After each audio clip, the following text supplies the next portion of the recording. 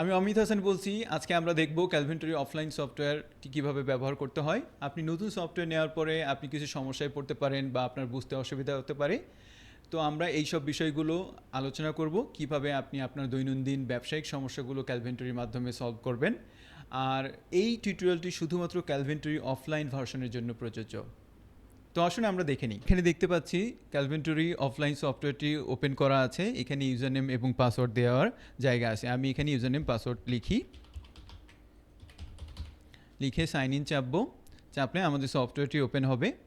Open হলে আমরা দেখব সফটওয়্যারের বাম পাশে একটি মেইন মেনু আছে এবং উপরে সাব মেনু আছে। যেমন আমি ড্যাশবোর্ডে আছি, ড্যাশবোর্ডের উপরে সাব মেনুটা হলো স্টক সামারি এবং ট্রানজ্যাকশন সামারি। এবং আমি যদি এরপরে সেলে যাই, তাহলে সেলের আন্ডার আছে নিউ সেল, সেলস, রিটার্ন, মোর সেল, এই ধরনের আমাদের কিছু সাব মেনু আছে। তো বামের মেনুগুলো হলো মেইন মেনু এবং উপরের মেনুগুলো হলো সাব মেনু। আমরা আমাদের প্রয়োজন মতো পেজ ওপেন করে কাজ করব।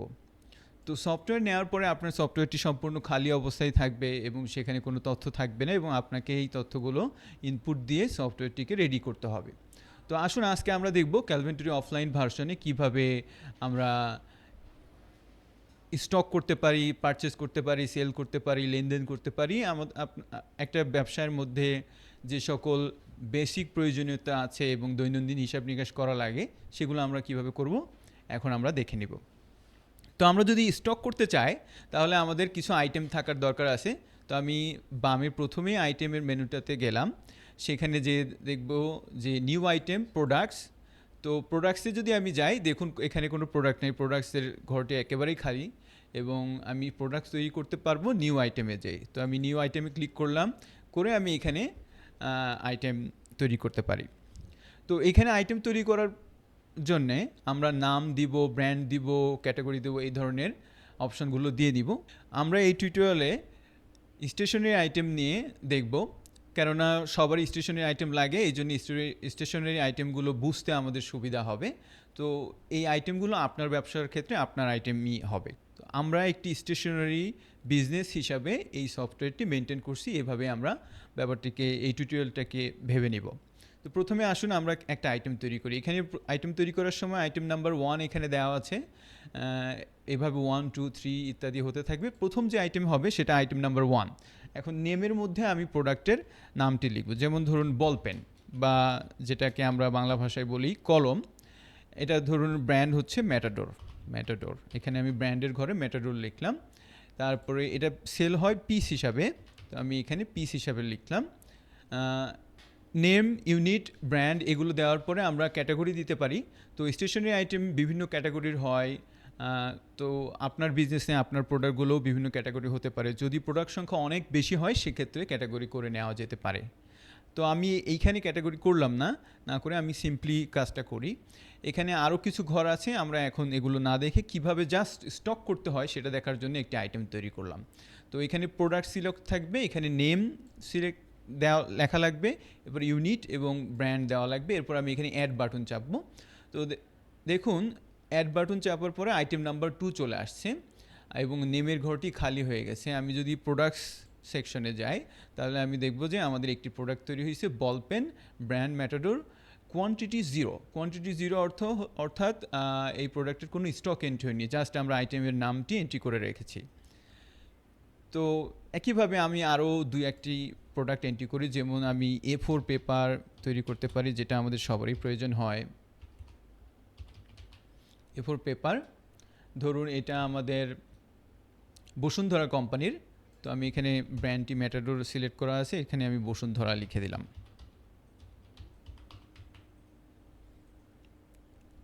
এবং এটা আমাদের সেল হয় রিমে। ইউনিট অফ মেজারমেন্ট হলো রিম। আমি এখানে অ্যাড বাটন চাপলাম। তারপর আমি যদি প্রোডাক্টসে যাই, দেখুন আমাদের দ্বিতীয় একটি প্রোডাক্ট তৈরি হলো। এভাবে আমরা আমাদের যত খুশি প্রোডাক্ট তৈরি করে নিতে পারবো। ক্যালভিনটরি অফলাইন ভার্সনে কোনো প্রোডাক্টের লিমিটেশন নাই, আপনি যত খুশি প্রোডাক্ট তৈরি করতে পারবেন। তো আইটেম তৈরি করার পরে আমরা দেখতে পারি যে কিভাবে আইটেমগুলোর স্টক করব। এই মুহূর্তে আমরা প্রোডাক্টসে গেলে দেখব যে কোয়ান্টিটি লাইন বরাবর সবগুলো প্রোডাক্টের কোয়ান্টিটি 0। তো আইটেম স্টক করতে হলে আইটেমটিকে কোনো একটি প্রতিষ্ঠান থেকে পারচেস করতে হবে, কিনতে হবে। তো আমরা সাপ্লায়ার অংশ যে একটি সাপ্লায়ার অ্যাড করে তারপরে সেই সাপ্লায়ারের নামে আমরা পারচেসটি দেখাতে পারি। তো আমি এখানে সাপ্লায়ারে এসে নিউ সাপ্লায়ারে আসলাম। এখানে নামের ঘরে আমি একটি সাপ্লায়ারের নাম লিখলাম। ধরুন আমাদের সাপ্লায়ারের নাম এবিসি স্টেশনারি, এভাবে আমরা লিখে নিতে পারি। লিখে নিয়ে এখানে তাদের ফোন নাম্বার দিতে পারি। আমি একটি স্যাম্পল সংখ্যা দিয়ে দিলাম এবং এখানে একটি অ্যাড্রেস দিয়ে দিতে পারি। এগুলো দেওয়ার পরে এখানে গ্রুপিং করার ব্যবস্থা আছে, ইমেল লেখার ব্যবস্থা আছে। তো আমরা এত ডিটেলে না যাই, আমরা জাস্ট দুইটি গুরুত্বপূর্ণ ঘর দেখব। সেটা হচ্ছে ইনিশিয়াল পেয়েবল এবং ইনিশিয়াল রিসিভেবল। ইনিশিয়াল রিসিভেবল হলো যদি আপনি এই সাপ্লায়ারের কাছে কোনো টাকা পাওনা থাকেন, আমাদের স্টেশনারি বিজনেসটি যদি এবিসি স্টেশনারির কাছে কোনো পাওনা থাকে তাহলে রিসিভেবল। আর যদি আমরা দেনা থাকি অর্থাৎ এবিসি স্টেশনারি আমাদের কাছে পাবে তাহলে আমরা পেয়েবলে লিখব। যেহেতু সফটওয়্যার ব্যবহার করা শুরু করার অনেক আগে থেকে হয়তো আপনার ব্যবসাটি চলছে, সেই কারণে আগের দেনা পাওনা হিসাব থাকতেই পারে, কিন্তু আগের সকল হিসাব আমাদের পক্ষে তোলা সম্ভব নয়। জাস্ট আমরা এখনকার ব্যালেন্সটি তুলে দিব। তো যেহেতু এবিসি স্টেশনে আমাদের একজন সাপ্লায়ার, তাহলে সম্ভাবনা এটাই বেশি যে তারা আমাদের কাছে পাবে আমরা দেনা।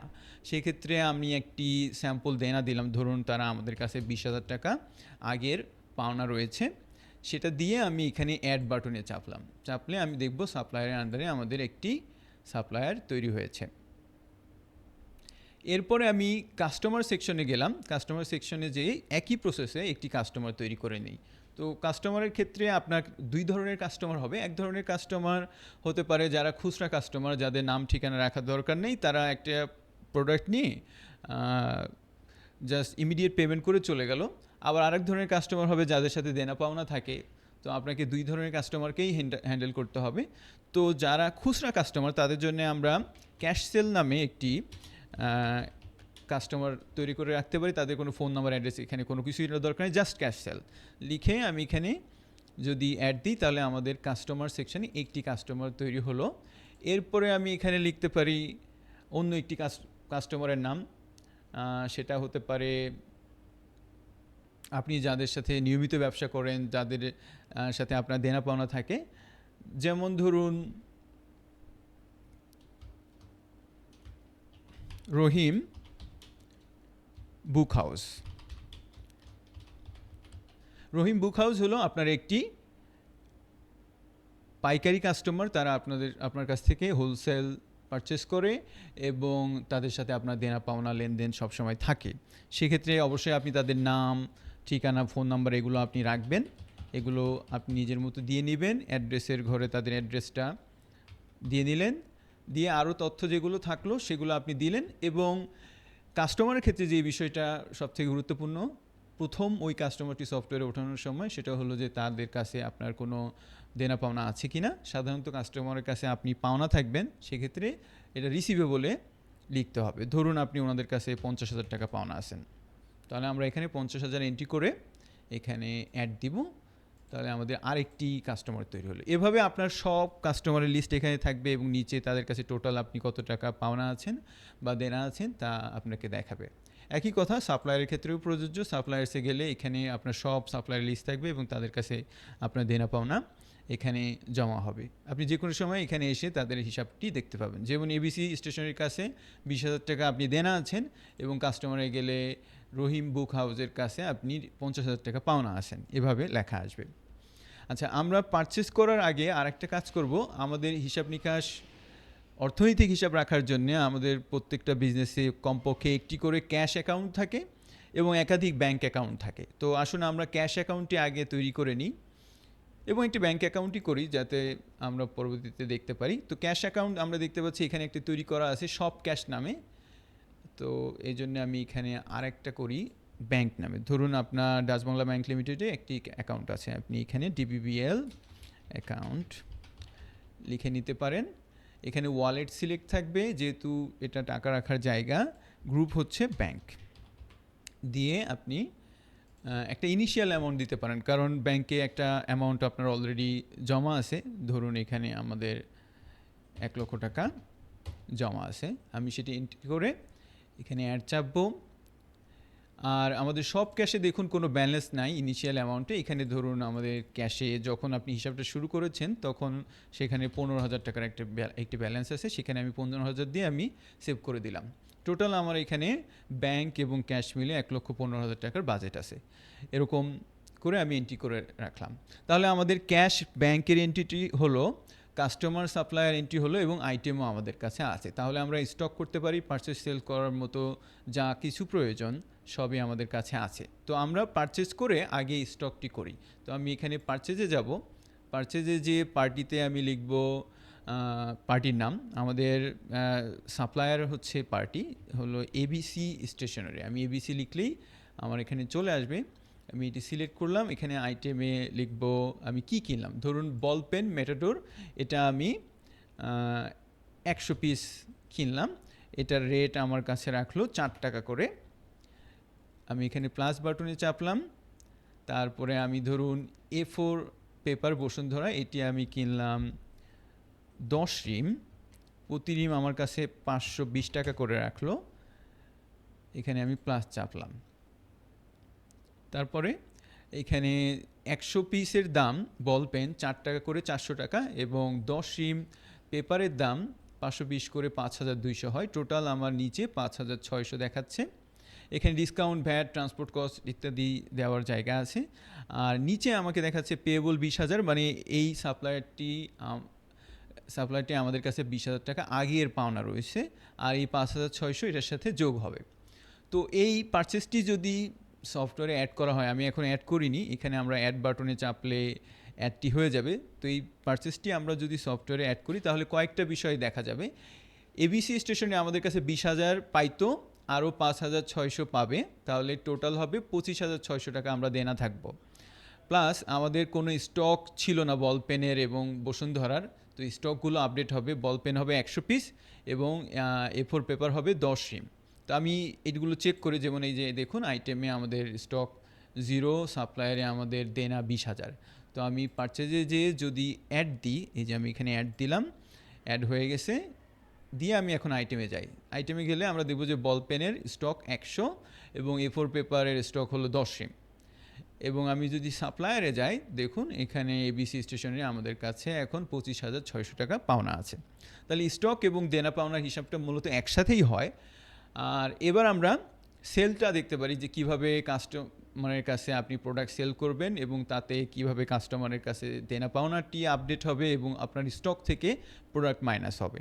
তো আমি সেলে যাব, নিউ সেল, এখানে এসে আমি এখানে লিখতে পারি যে কোন কাস্টমারকে আমি সেল করতেছি। তো এখানে দেখুন প্রথমেই বিলের নাম্বারটা অটোমেটিক দিয়ে দেয় এবং ডেটও অটোমেটিক আজকের ডেটে থাকবে। এখানে সেল সিলেক্ট থাকবে। যদি কখনও কাস্টমারকে সেল রিটার্ন করা হয় সেক্ষেত্রে সেল রিটার্ন সিলেক্ট করে নিতে হবে। তো আমরা যেহেতু সেল করতেছি এখানে সেলই টিক চিহ্ন দেওয়া থাকবে।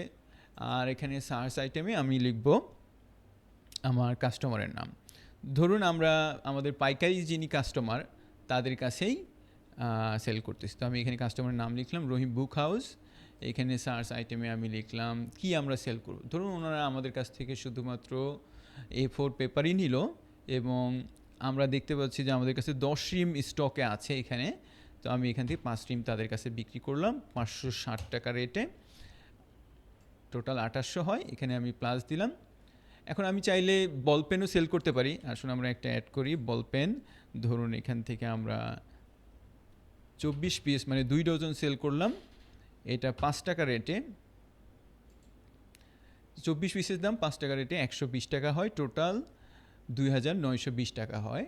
তো কাস্টমারের সাথে বিল করার সময় অনেক সময় এমন ছোট অ্যামাউন্ট টোটালের উপরে হয় যেটা ডিসকাউন্ট দেওয়া লাগে। যেমন এমন হতে পারে যে 2920 টাকার মধ্যে 20 টাকা আপনার কাছে ডিসকাউন্ট চাইলো, সেক্ষেত্রে আপনি এখানে ডিসকাউন্টের ঘরে টোটালের উপরে ডিসকাউন্টটি দিয়ে দিতে পারেন। সেক্ষেত্রে আমাদের মোট ব্যালেন্স দাঁড়ায় 2900 টাকা। ধরুন আমাদের কাস্টমার কোনো পেমেন্ট করে নাই, এভাবেই থাকবে। তো এই অবস্থায় আমরা অ্যাড দিতে পারি। তো অ্যাড দিলে আমাদের কিছু বিষয় পরিবর্তন হবে। যেমন এখানে বসুন্ধরা পেপার যেটা বিক্রি করলাম ওটার স্টক করেছিলাম আমরা 10 রিম এবং 5 রিম আমরা সেল করে দিচ্ছি, তার মানে স্টকে থাকবে 5 রিম। আর বল পেন আমাদের স্টকে ছিল 100 পিস, এখন আমরা 24 পিস বিক্রি করে দিচ্ছি। তাহলে আমাদের কাছে কত পিস 76 পিস থাকে, হ্যাঁ 76 পিস থাকে, এবং সেটা আমরা চেক করব। এবং কাস্টমারটির কাছে, রহিম বুক হাউসের কাছে আমরা 50,000 পাওনা ছিলাম, সেখানে আরও 2,900 টাকা যোগ হবে। তো আসুন এই ব্যাপারগুলো আমরা অ্যাড দিয়ে চেক করে নিই। তো আমি এখানে অ্যাড বাটনে চাপবো, তারপরে কাস্টমারে গেলাম, এবং এখানে দেখতে পাচ্ছি যে কাস্টমারের কাছে আমাদের রহিম বুক হাউসের কাছে 52,900 টাকা পাওনা আছি। এবং আইটেমে যদি যাই এবং তাহলে দেখি যে বল পেনের স্টক এখানে আমাদের 76 পিস দেখাচ্ছে, এবং A4 পেপারের স্টক এখানে 5 পিস দেখাচ্ছে। তো এরকম আপনি অটোমেটিক স্টক আপডেটেড পাবেন। এবং অনেক সময় আপনারা জানতে মনে চাইবে যে কেন আমার স্টক 76 বা কেন আমার স্টক 5 পিস, কোথায় স্টক গেল, কোন কাস্টমারের কাছে বিক্রি করা হয়েছে বা কবে কেনা হয়েছিল। এই ধরনের তথ্য জানতে হলে আপনি সেই প্রোডাক্টের উপরে ডাবল ক্লিক করবেন। যেমন আমি যদি বল পেনে ডাবল ক্লিক করি, তাহলে আমি দেখতেছি যে এবিসি স্টেশনারি থেকে 30/10/2025 তারিখে 100 পিস স্টকে যোগ করা হয়েছিল 4 টাকা রেটে, 400 টাকা অ্যামাউন্টে। তখন আমাদের স্টক ছিল 100। পরে রহিম বুক হাউসকে একই তারিখে 24 পিস এই যে মাইনাস করা হয়েছে, মানে বিক্রি করা হয়েছে 5 টাকা রেটে। এখানে টোটাল সেল হয়েছিল 120 টাকার, এখন স্টকে 76 আছে। এভাবে আপনি প্রত্যেকটা প্রোডাক্টের স্টক পেয়ে যাবেন।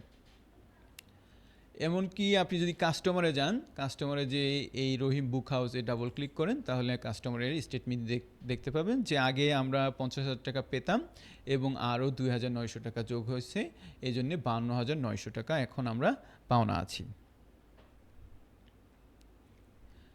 তো এই পদ্ধতিতে আমরা স্টক করতে পারি এবং কাস্টমারের দেনা পাওনার হিসাব রাখতে পারি। সফটওয়্যারে কাস্টমারের দেনা পাওনা এবং স্টক অটোমেটিক একই সাথে হয়, আপনি একটি করলেই অপরটি পেয়ে যাবেন। আর বিল করার পরে বা সেল করার পরে আপনার একটি কাজ হবে, সেটা হচ্ছে যে বিলটি প্রিন্ট করার ক্ষেত্রে আপনার নিজস্ব প্যাডে করতে পারবেন, ছোট সাইজের A5 পেজে করতে পারবেন বা A4 সাইজের পেজে করতে পারবেন। অনেক ধরনের অপশন আছে, আমি জাস্ট ডিফল্ট যে অপশনটা আছে সেটা দিয়ে আপনাদেরকে একটি স্যাম্পল দেখাই। যেমন সেলসের মধ্যে গেলে রহিম বুক হাউসে আমরা দেখতে পাচ্ছি যে একটি বিল আছে, এটাতে ডাবল ক্লিক করে আমি যদি নিচে প্রিন্ট বাটনে চাপি, তাহলে আমাকে একটি প্রিভিউ দেখাবে।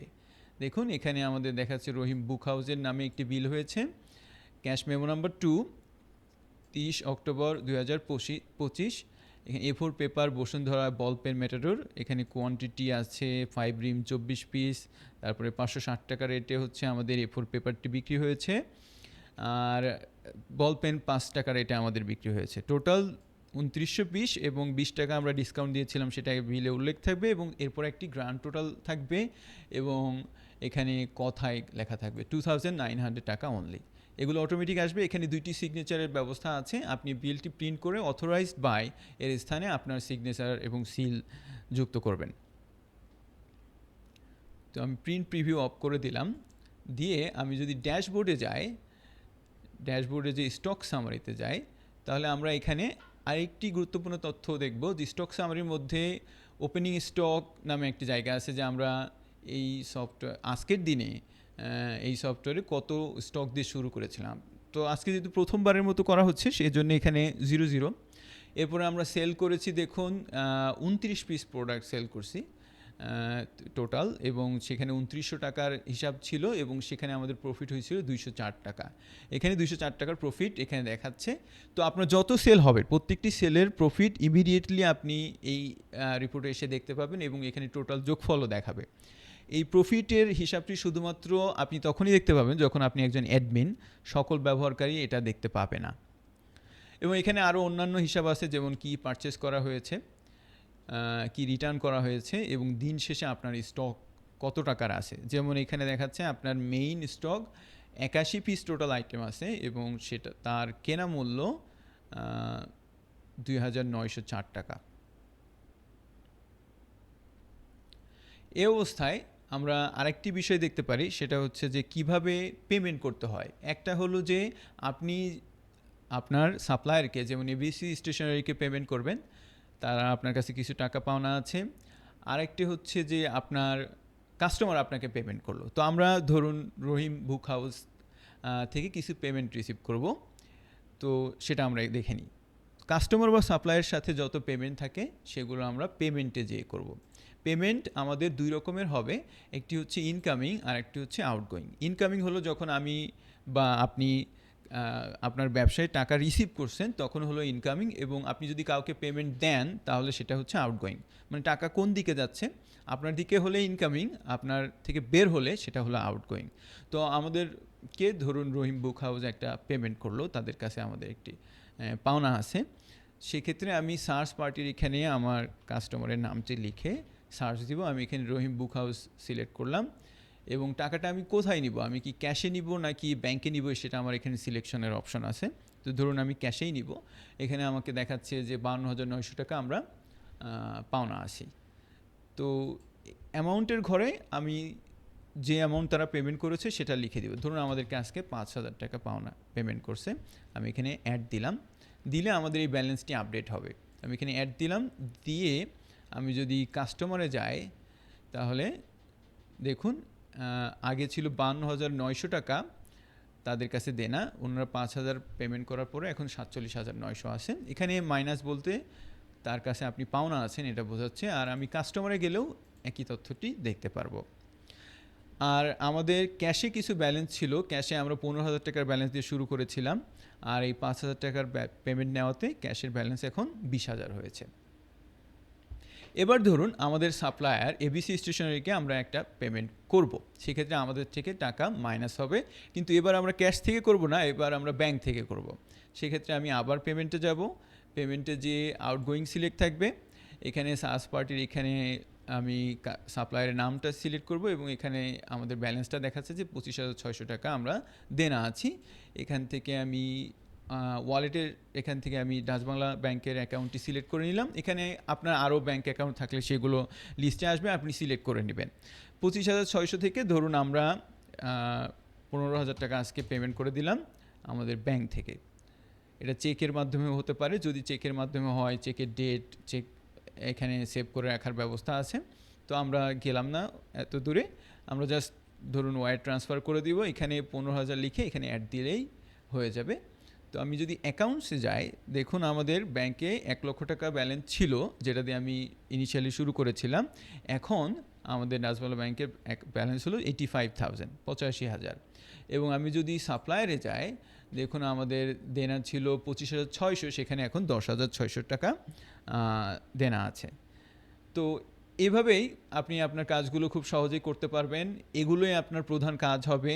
সফটওয়্যারে দেনা পাওনার হিসাব রাখা, কাস্টমার সাপ্লায়ারদের পেমেন্টের হিসাব রাখা, স্টকের হিসাব রাখা, এগুলোই আপনার প্রধান কাজ। এছাড়া আরেকটি যে কাজটা আপনার না করলেই নয়, সেটা হচ্ছে যে আপনার ব্যবসা পরিচালনা বাবদ অনেকগুলো খরচ আছে, যেমন স্যালারি দিতে হয় এমপ্লয়ীদেরকে, দোকানের ভাড়া দিতে হয়, ইন্টারনেট বিল, আরও ছোট ছোট খরচ থাকতে পারে। এইগুলো আমরা কিভাবে সফটওয়্যার এন্ট্রি করব সেটা আমরা একটু খুব দ্রুত দেখে নিব। তো এই ধরনের বিষয়গুলোতে আপনার খরচের খাত থাকবে অনেক। তো এটা খরচের খাতগুলো তৈরি করতে হলে অ্যাকাউন্টে যেতে হবে, এখানে অ্যাকাউন্ট সিলেক্ট থাকবে, আমি এখানে নিউ চাপবো। নিউ চেপে আমি ধরুন একটি সিম্পল এক্সপেন্স করতে চাই। ধরুন আপনার ইন্টারনেট বিল প্রতি মাসেই দেওয়া লাগে, তো এটা আমরা কিভাবে তৈরি করব। তো আমি এখানে ইন্টারনেট বিল লিখলাম অ্যাকাউন্ট নেমের ঘরে, এবং অ্যাকাউন্টিং টাইপ হলো এটা টাকা রাখার জায়গা না, এটা একটা খরচ, এই জন্য আমি অ্যাকাউন্টিং টাইপ এক্সপেন্স সিলেক্ট করলাম। এবং গ্রুপের মধ্যে আমি চাইলে লিখতে পারি যে মান্থলি এক্সপেন্স, গ্রুপ না লিখলেও হবে। মান্থলি এক্সপেন্স লিখলাম, লিখে আমি এখানে অ্যাড দিব, দিলে আমার এখানে একটি এক্সপেন্স অ্যাকাউন্ট হলো। আমি আবার নিউ চাপলাম, এখানে অ্যাকাউন্ট নেমে আমি দিতে পারি শপ রেন্ট, মানে আপনার দোকানের ভাড়া। এখানে এক্সপেন্স সিলেক্ট থাকবে, এখানে আমি আবার অ্যাড দিলাম। এভাবে আপনার যতগুলো এক্সপেন্সের হেডিং আছে সেগুলো আপনি একটি একটি করে দিয়ে দিতে পারেন। তো আমরা একটি খরচ করে দেখি। তো আমি ট্রানজ্যাকশনে গেলাম, এখানে আমরা আমাদের খরচগুলো করব। যেই খরচগুলো কোনো কাস্টমার বা সাপ্লায়ারের সাথে জড়িত না, বরঞ্চ ব্যবসায়ের অভ্যন্তরীণ কার্যাদি পরিচালনা করার জন্যই শুধু প্রয়োজন। সেক্ষেত্রে ট্রানজ্যাকশানে এসে নিউ ট্রানজ্যাকশন থাকবে, এখানে এক্সপেন্স সিলেক্ট থাকবে। ওয়ালেট অ্যাকাউন্ট হলো যেখান থেকে খরচটি আমাদের হচ্ছে। তো ওয়ালেট এই ক্ষেত্রে আমাদের হচ্ছে ক্যাশ। আমরা ধরুন ক্যাশ থেকে একটি ইন্টারনেট বিল পেমেন্ট করবো, একটি মাসের বর্তমান মাসের ইন্টারনেট বিল পেমেন্ট করবো। তো এখানে ওয়ালেট অ্যাকাউন্ট বরাবর আমি সব ক্যাশ সিলেক্ট করে রাখলাম, আর এক্সপেন্স অ্যাকাউন্টে আমি লিখলাম ধরুন ইন্টারনেট বিল। জি, আর ডিসক্রিপশনে আমি লিখব কোন মাসের ইন্টারনেট বিল সেটি। ধরুন আমরা অক্টোবর 2025-এর বিলটি দিচ্ছি, অ্যামাউন্ট ধরুন আমাদের 1000 টাকা। এভাবে দিলেন। এখানে আমরা যখন সব ক্যাশ সিলেক্ট করেছিলাম তখন ইমিডিয়েটলি আমাদের এখানে ব্যালেন্স দেখাচ্ছিল 20,000, আর আমরা এখন একটি 1000 টাকার খরচ দেখাবো। তো 1000 টাকার খরচটা দেখানোর জন্য এখানে অ্যাড চাপলেই খরচটি তৈরি হয়ে যাবে। এবং দেখুন এখন ব্যালেন্স 19,000, এবং আমরা এই তথ্যটি এখানে সব ক্যাশের এখানে অ্যাকাউন্টসে এসেও দেখতে পারি। তো এই পদ্ধতি। আরেকটি বিষয় আপনার প্রয়োজন হবে, অনেক সময় ক্যাশে কম ব্যালেন্স থাকবে, আপনাকে ব্যাংক থেকে টাকা উঠিয়ে ক্যাশে আনতে হবে, আবার অনেক সময় ক্যাশ থেকে টাকা নিয়ে ব্যাংকে জমা করতে হবে। এইগুলো ব্যবসায়ের নিত্য প্রয়োজনীয় বিষয়। তো এটি করার জন্যে আমরা ট্রানজ্যাকশনে যাব, এবং এখানে এক্সপেন্স সিলেক্ট থাকবে না, এখানে থাকবে ট্রান্সফার। ধরুন আমাদের ক্যাশে কম ব্যালেন্স থাকার কারণে আমরা চাচ্ছি যে কিছু ব্যালেন্স আমাদের ব্যাংক থেকে নিয়ে ক্যাশে আনবো। সেক্ষেত্রে ফ্রম অ্যাকাউন্টে আমরা দিব আমাদের ব্যাংকের নাম। আমাদের ব্যাংক হচ্ছে ডিবিবিএল অ্যাকাউন্ট, এখানে আমাদের 85,000 আছে। এখান থেকে আমরা সব ক্যাশে ব্যালেন্স আনবো, ধরুন এটা 15,000 টাকার ব্যালেন্স আনবো। এনে আমি এখানে যদি অ্যাড চাপি তাহলে আমাদের ব্যালেন্সগুলো আপডেট হয়ে যাবে। দেখুন আমাদের ক্যাশে এখন ব্যালেন্স আছে 34,000, আর ডাচবাংলা ব্যাংকে ব্যালেন্স আছে 70,000। তো মোটামুটি ক্যালভেন্টরি অফলাইনে আপনার এই কাজগুলোই হলো প্রধান। এই কাজগুলো সঠিকভাবে করতে পারলেই আপনার 90% কাজ হয়ে যায়। এছাড়া আরও কিছু অ্যাডভান্স বিষয় আছে, সেগুলো আমরা অন্য ভিডিওতে আলোচনা করব। তো আশা করি আমার কথাগুলো আপনারা বুঝতে পেরেছেন। না বুঝতে পারলে আমাদেরকে অবশ্যই জানাবেন, আমরা সর্বোচ্চ চেষ্টা করব আপনাদের সাপোর্ট করার। এবং যদি কখনো কোনো আইটেম বা কোনো তথ্য বা কোনো হিসাব বুঝতে অসুবিধা হয়, সেক্ষেত্রে আমাদেরকে সরাসরি কল করে ব্যাপারটি জেনে নিন। ধন্যবাদ।